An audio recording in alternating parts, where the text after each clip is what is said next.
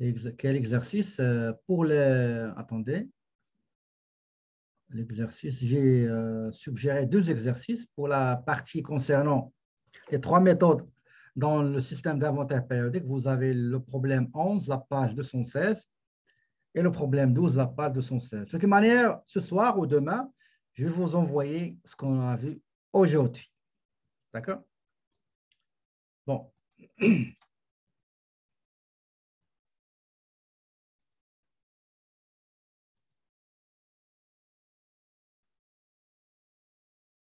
OK.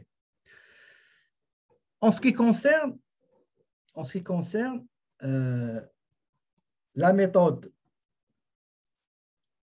coût moyen pondéré dans un système d'inventaire permanent, nous allons nous baser sur notre première entreprise qui est celle de Jérémy, Performance Aventure.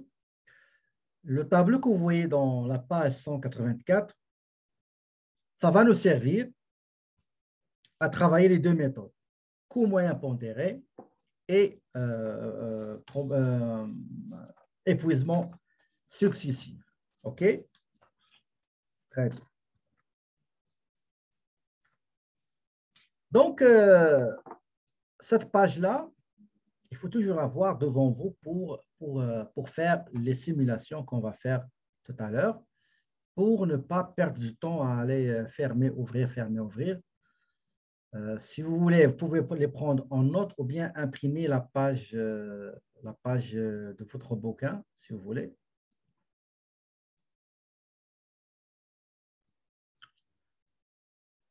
Donc, l'inventaire permanent, c'est un système qu'on va utiliser pour avoir la connaissance de la situation du stock au moment opportun, en temps réel, n'importe quel moment où il y a un mouvement de stock, on peut savoir ce qu'on veut savoir, soit les entrées, soit les sorties, soit ce qui reste au stock.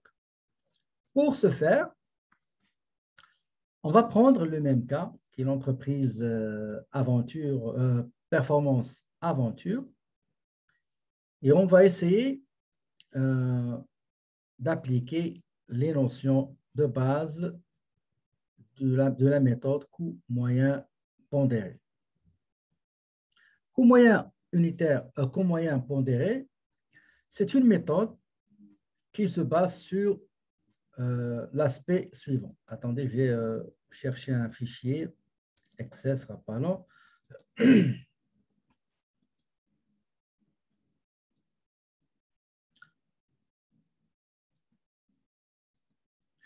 Généralement, vous avez un stock initial ou bien début, pardon, début.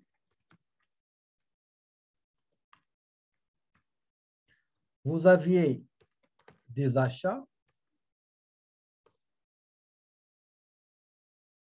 Vous aviez des achats.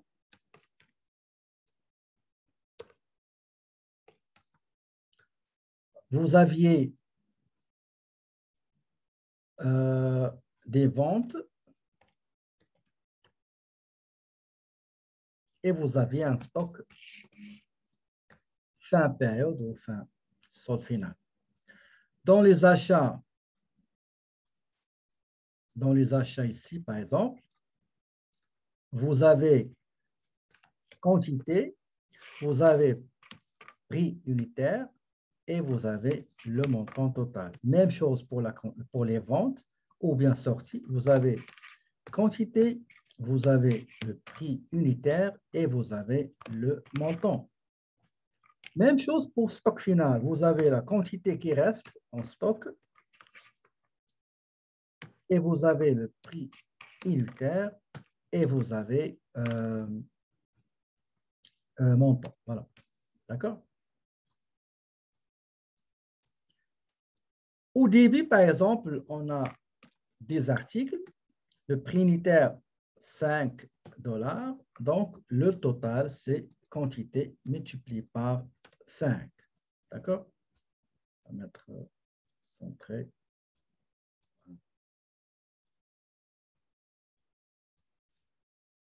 Juste faire une petite mise en page. Ce ne sera pas long.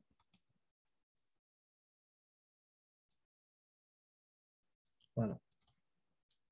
Ça aussi. Et ici, autre couleur. Maintenant, pour, par exemple, les achats. Par exemple, le 1er août 2021, par exemple. Donc, on a acheté, par exemple, 5 quantités. Le prix unitaire, c'est 4,5. Donc, le montant total, c'est 22,50. D'accord? 22,50. Maintenant, pour valoriser le stock final à la fin du 1er août, avant l'achat, il y avait déjà des articles. Le prix unitaire, attendez juste ça et ça, on va mettre monétaire. Donc non, monétaire, on va chercher le dollar canadien. Voilà. Donc avant d'acheter le 1er août, on avait déjà des articles à 5 $ l'article. Le total, c'est 50. Maintenant, comment j'ai acheté 5.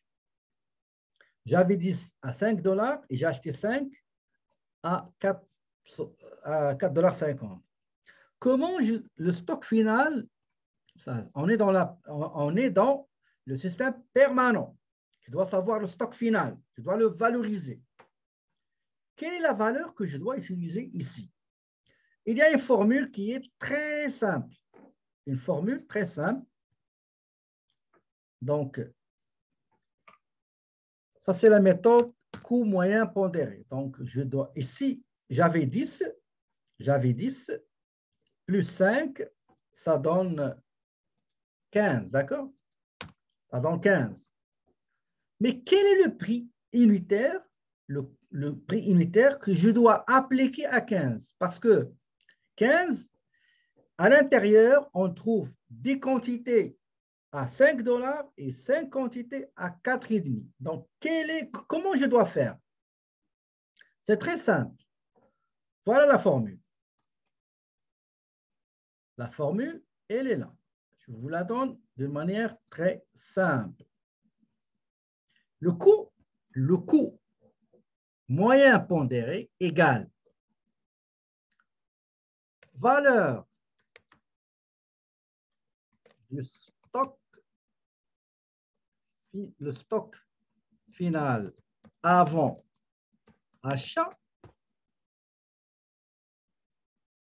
plus valeur des achats. Et on va illustrer tout ça. D'accord? Donc, valeur du stock final avant achat plus la valeur d'achat. Maintenant, divisé par quelque chose. Divisé par quantité. Attendez. Je vais mettre copier-coller et après vous allez voir quelle modification je vais faire. Divisé par, vous savez, pour calculer un prix unitaire, on prend la valeur divisée par quantité. Donc, divisé par les quantités, donc quantité du stock final avant achat, plus quantité achetée. C'est ça la méthode. D'accord? Donc, pour calculer le coût moyen pondéré, ben, il faut utiliser cette méthode-là. D'accord? Il faut utiliser cette méthode-là. Voilà. Donc, qu'est-ce que je mets? Je prends la valeur de stock initial, pas son initial, stock final avant achat. D'accord? Avant achat. Je viens ici, je vais mettre le stock. La valeur du stock avant achat, c'est 50 $, plus la valeur des achats, plus 22,50, divisé par quoi? Divisé par quantité du stock avant achat, c'était 10 articles par exemple, plus quantité achetée. Donc, 5 articles achetés, bien sûr. 5 articles achetés. OK? Attendez, je vais juste...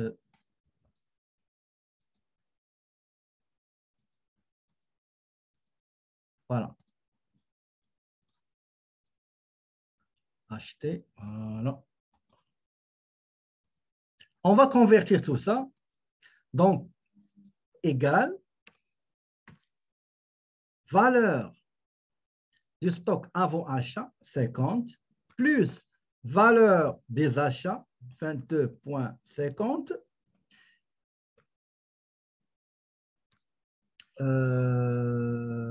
Attendez, tout d'abord, je dois les calculer. Égal la valeur du stock avant achat, 50, plus la valeur des achats, 22,50. Ça donne 72,50. 72,50. Maintenant, le coût moyen unitaire pondéré. Le coût moyen pondéré égale 72,50 qui égale valeur du stock avant achat plus valeur achetée. Elle est là, divisé par quantité du stock avant achat plus quantité achetée. Ça veut dire 10 avant achat plus 5 achetés, c'est 15. Et ça donne 483. Est-ce que vous avez compris? Par exemple, le 15 septembre, OK? Le 15 septembre, on a acheté 35 articles. Le prix unitaire, c'était 6,5. D'accord?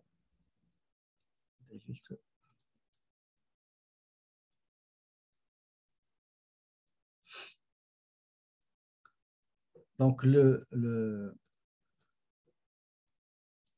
prix total, c'est 35 articles multiplié par 6,50, c'est 227. Très bien. Maintenant, la première chose que je dois faire, je dois totaliser les quantités. Ça veut dire quantité avant achat plus quantité achetée égale. Le stock final, il y a déjà 15 articles. Je dois ajouter les 35 que je viens d'acheter. OK? Plus 35. Dans mon stock, j'ai 50 articles. Quelle est la valeur des 15 articles achetés et 35 achetés? C'est 72,50 avant que j'achète, plus la valeur totale des 15 articles, 35 articles que je viens d'acheter. Donc, c'est 300 $. Maintenant, quel est le prix? Le coût moyen unitaire pondéré à appliquer, c'est la formule. On me dit le total des valeurs, de la valeur des stocks avant achat, plus la valeur des achats, divisé par quantité avant achat, plus quantité achetée. Donc, c'est 300 divisé par 50. Ça me donne 6 $. 6 $, c'est le coût moyen pondéré.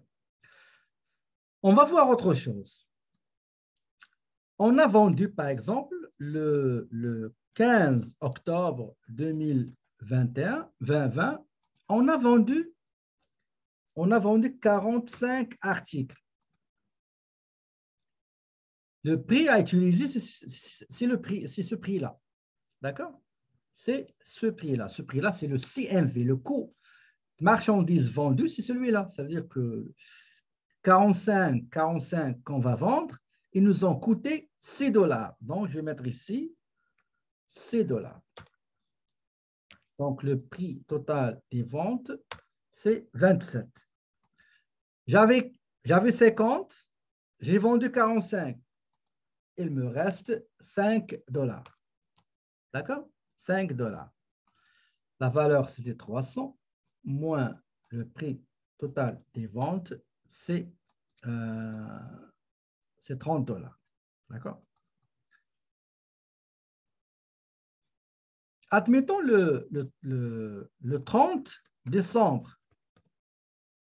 Le 30 décembre, qu'est-ce qu'on a fait? On a vendu 4 articles, bien sûr à 6 $. C'est toujours celui-là qui doit sortir. Donc, la valeur totale des ventes, c'est 24 $. J'avais 5. J'ai vendu 4, il me reste 1. J'ai toujours 6. OK? 6. 6. Ce que vous voyez ici, je vais le mettre sur celui-là. Ce que vous voyez ici, qu'est-ce qu'il représente pour vous?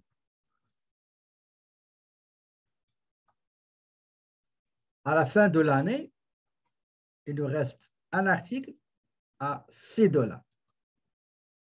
Qu'est-ce que ça veut dire pour vous? Qu'est-ce que ça signifie?